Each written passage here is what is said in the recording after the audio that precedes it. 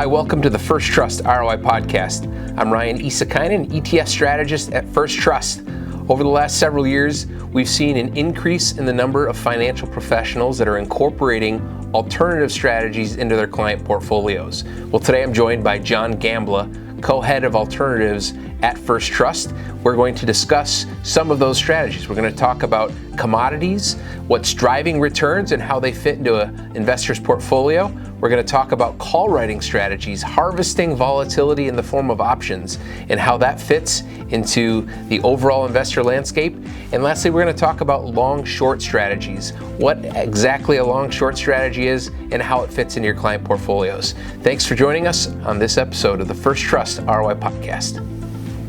So John, thank you for agreeing to come on the podcast. Glad to have you on. Glad to be here. So you've been a portfolio manager for how long? Well over 25 years. Let's just leave it at that. So the market environment that we're in today, we're recording this in the beginning of April. It'll drop sometime in the next month or so. Do you remember in your career any time period which was as, I think of this environment as somewhat confusing, because there's all sorts of relationships that don't necessarily seem like they've been what I've experienced in my 25 years.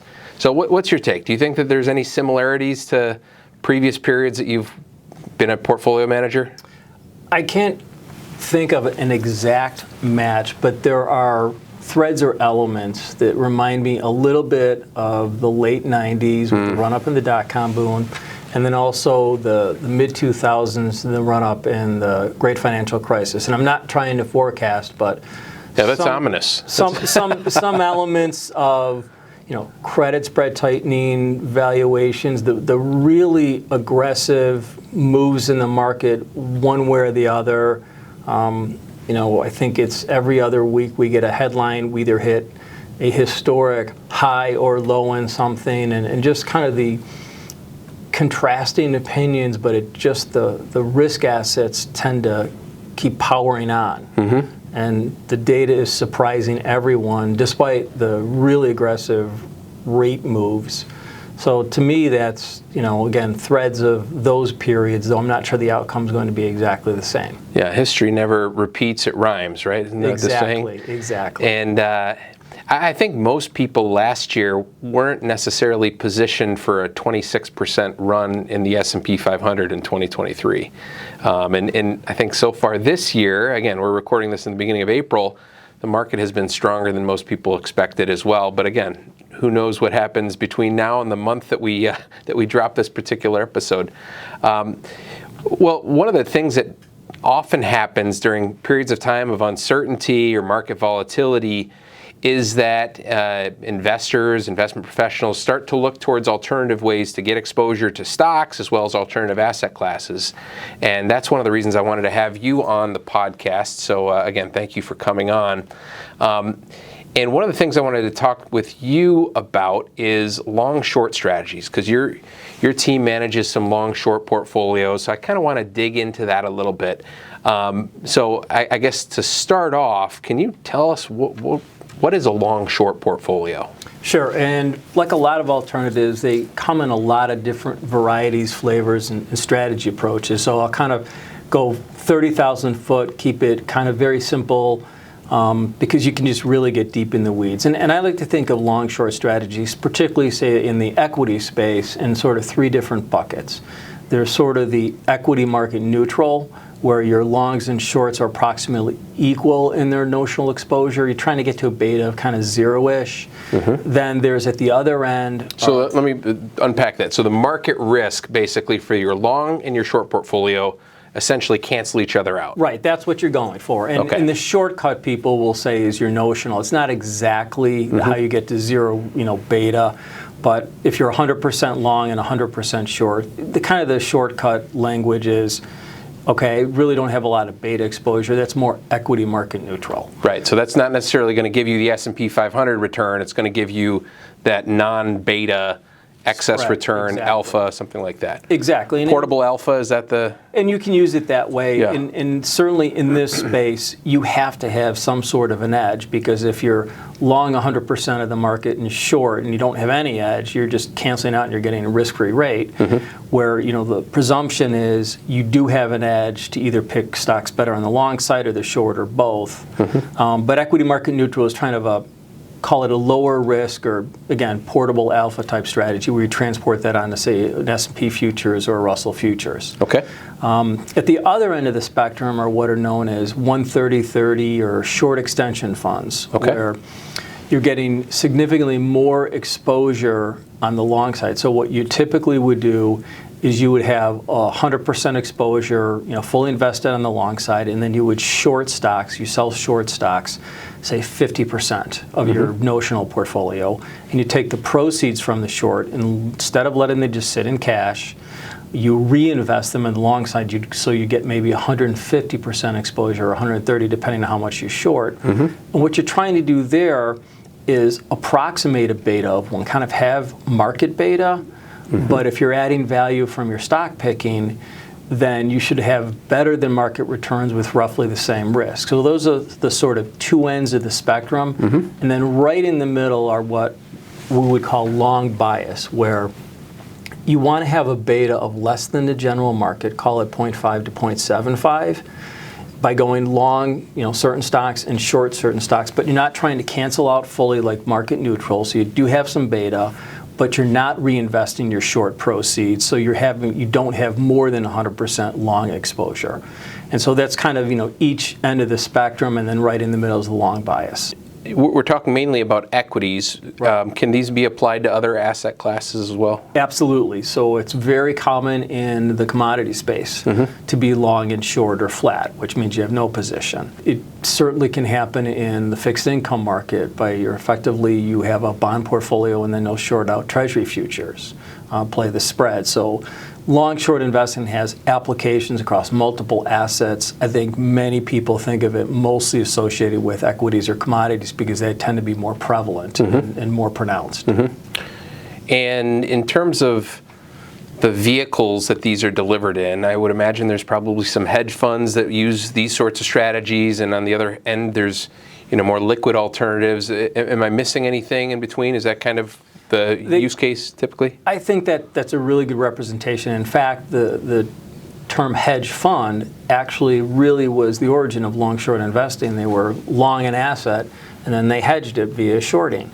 And so what you've had is a progression where it typically was only occurring in hedge funds, and then the general market, as futures contracts became more ubiquitous and options, you were able to kind of tailor your shorting in a very liquid 1940 Act world. And so then you've had an explosion of strategies in the mutual funds, and now as you've evolved into ETFs, which again, the ETF wrapper happens to be extremely well suited for long-short equity investing because of why the tax. Is that? Yeah. There are tax ramifications. A lot of long-short strategies tend to generate gains from both sides of the portfolio at times, and they tend to be a little bit higher turnover than typical buy and hold or beta exposure. As we say, there's really no beta to hide behind in long-short, so you really do need an edge. And they tend to have more turnover, so they generate more taxable kind of events. Well, in the ETF structure, you're allowed to actually wash away those tax consequences. So it's a great, great vehicle for equity long-short investing. In fact, we think it's the best structure out there from a tax perspective, for sure. And people love the transparency. You can see your holdings every single day. So we really like the ETF structure for long-short equity. Is there a concern about showing having that transparent portfolio as you're trying to, you talked about finding an edge.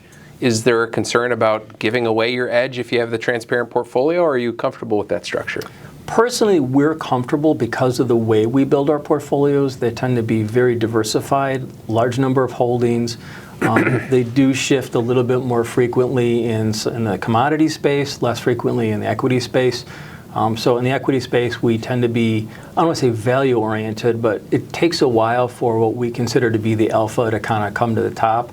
Whereas I think some people they are not transparent, don't want to be. So the ETF structure wouldn't work for them. Our approach to investing, which tends to be very statistical based, quantitative, we don't have a problem at all with the transparency, though I do know there are plenty of investors that don't want that. They want the opaqueness because they think their edge is pretty significant. They really aren't interested in sharing it with anybody or having anyone look at it and trying to understand what they're doing. And I completely understand that. Yeah.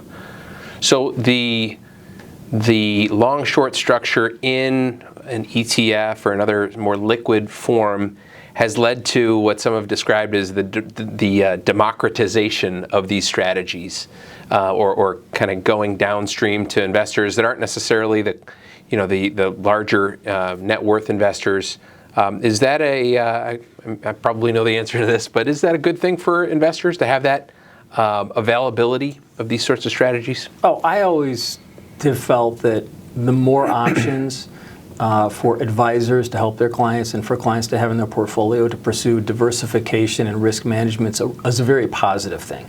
Like anything, it can run awry or run off the rails, but I think without a doubt it's been really good for investors. Now the past 10 years, I think the single best approach to investing was put all your money on NASDAQ or S&P, diversification be damned. But history really does show that better yet, just buy NVIDIA, right? Exactly. But I think the vast majority of history across all asset classes says that diversification really is the only free lunch, and it's a real value add to investors who are pursuing, wealth accumulation and terminal wealth is what I think people should be focused on. That more choices and the wide variety of options in kind of long-short investing or alternatives is really a powerful tool, and I'm glad to see it happen because not only am I involved in it, but I do really think it's a big value add for the general market. For those that are incorporating, you come downstream, maybe it's a portfolio manager that's only used a 60-40 portfolio for his clients, and that's kind of the traditional level of risk that they would take. How does a long-short strategy fit? And I know we talked about three different, the spectrum of long-short strategies, but either specific use cases or in general, where do they fit in an investor's portfolio? Let's talk about long-short equity, kind of the long bias, because I think that's the one that has the most use cases and I think illustrates the points best, and people can kind of extrapolate from there. Okay. So for a long-short strategy with, say, a target beta of 0.5, 0.7, there's a lot of different ways that we recommend you use it, or we've talked to advisors and how they're using it.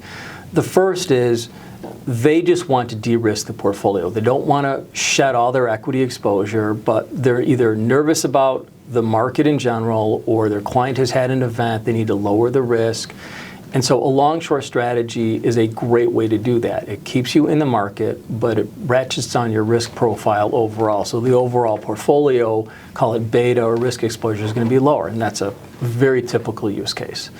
A second use case is what we consider to be the barbell structure, where the client or the advisor is really not interested in changing their beta profile, but they're kind of where they want to be in terms of beta or risk budget, but they see opportunities in other areas, say AI, or high yield credit or depressed commercial real estate. And they need to find a way in another area of the portfolio to take down risks so they can add that in. Well, a typical trade would be, okay, I'm going to sell my S&P exposure or my Russell 2000 exposure and buy a long-short equity with a lower beta profile, and then I can go out and kind of pursue those higher beta, higher risk opportunities that will also be hopefully higher return, but you're not changing the overall risk of the portfolio, and we see that's very common also. Sometimes we talk about you want to pursue the NASDAQ, sell your S&P, buy a long-short, pair with the NASDAQ. It's a typical barbell. And then another use. So that's a concept of basically budgeting risk. That was a term that you used, where you've got a certain amount of risk. You lower the risk in this part of your portfolio so you can increase it there without blowing your risk budget, right? Exactly. And we find that advisors and clients are becoming more and more sophisticated to the concept of risk budgeting and managing their risk and realizing that to pursue kind of maximum total return requires very savvy risk budgeting and risk control. And kind of, the two are not mutually exclusive. They're actually very tightly related to each other. So again, great use case there. Another use case would be kind of taking a segment of the portfolio that is already in defensive equity, but the particular exposure, whether it's dividends or low volatility, either is not performing or the advisor is looking for a way to broaden the strategies. Because we do believe in diversification, not just at the security level, but from a portfolio context in terms of the strategies. So having a few different approaches to either defensive equity, low volatility equity, broadens the portfolio and actually should help diversify it. And so we do see people kind of reallocating within the low volatility or defensive bucket of their portfolio for equities with long-short equity. Again, diversification of strategy, and that's another excellent use case. So another type of strategy, in addition to the sort of long-short equity strategies that your team manages, has to do with writing calls and capturing premiums. And I want to talk about that for a little bit, because that, as I look at flows into ETFs in particular over the last couple of years, it's been wildly successful, bringing in billions, tens of billions of dollars in net inflows. So you run a couple strategies that employ that approach. So can you tell me a little bit about what actually, how that works and what sort of environments that tends to work well in?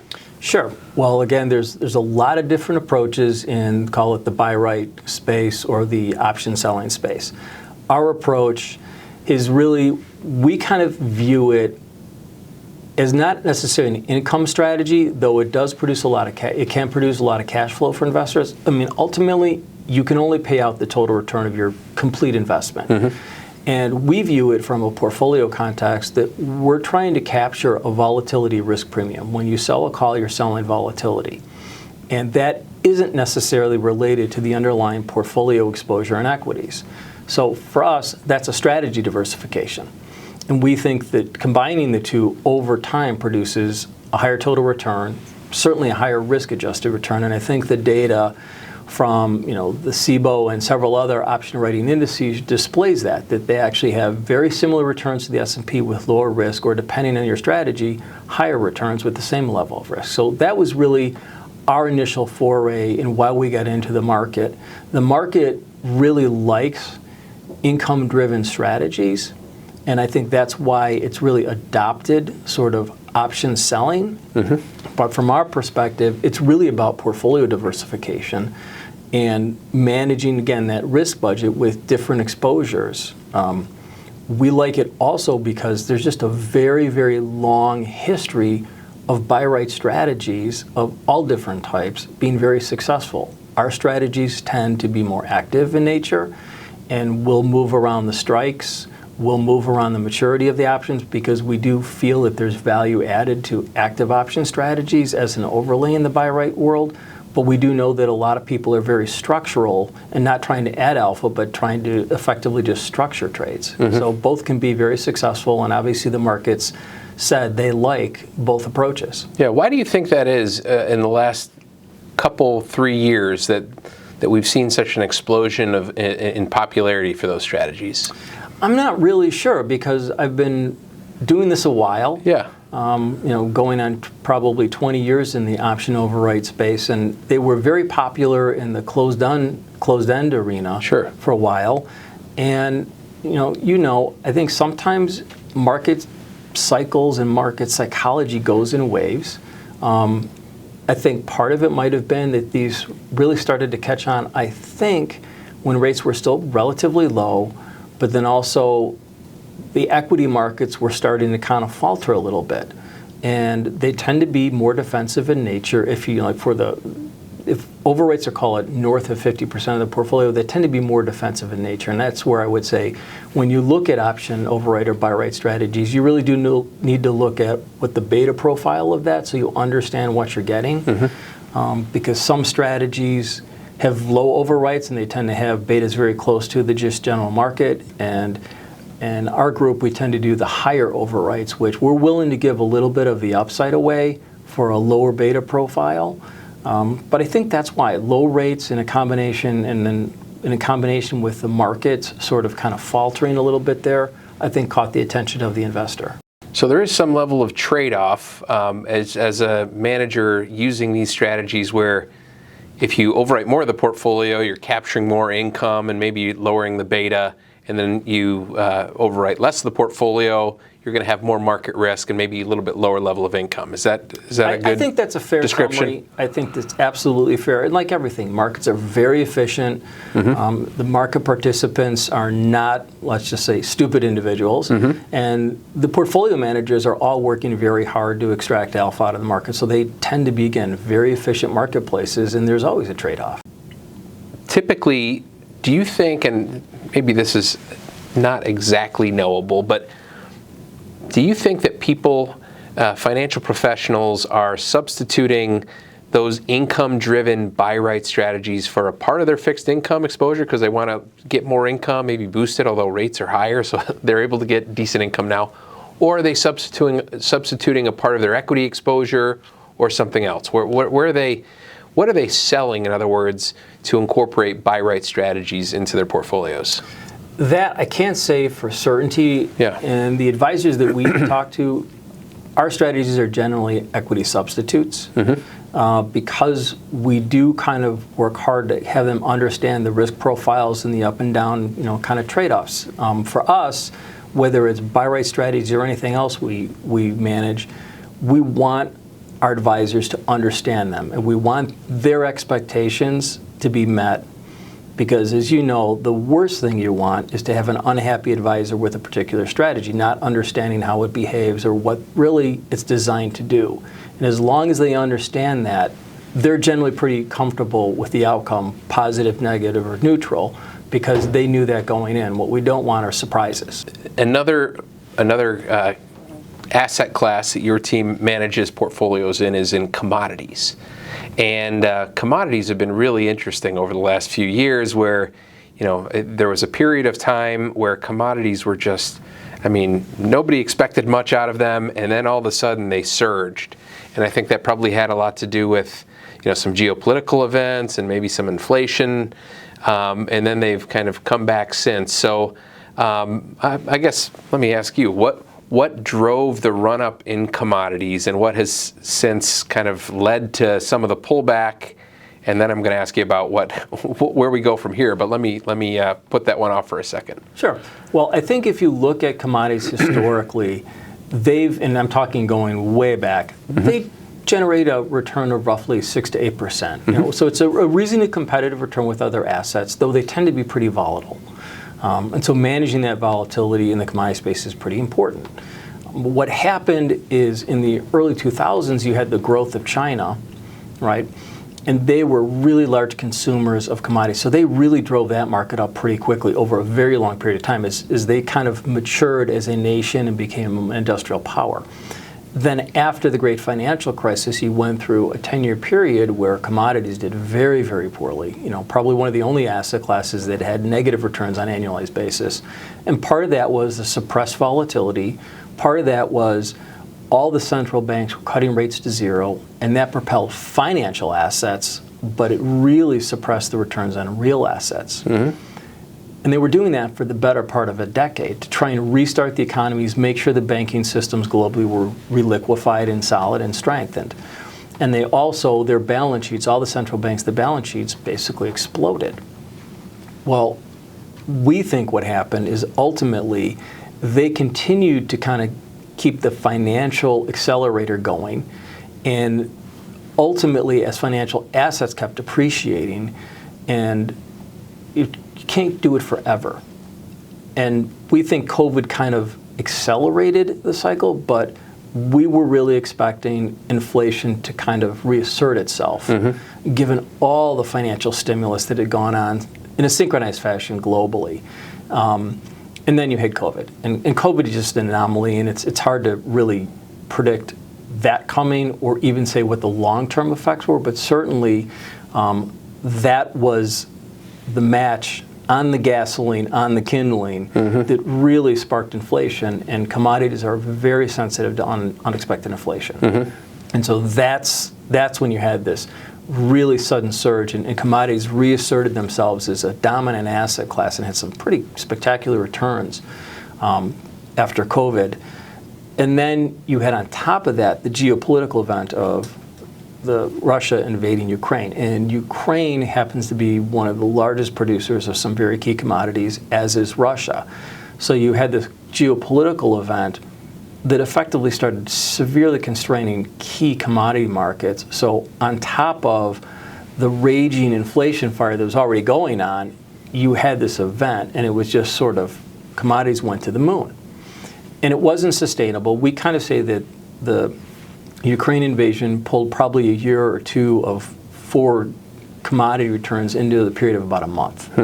And then you also had a very unique event with nickel where there was a short, and that caused a lot of disruption because that was a key metal going into a lot of EVs and a lot of sort of general electrification. So all these events, kind of the perfect storm for commodities, really forced them to heights that had not been seen in a long, long time. And then it all kind of paused. Yeah.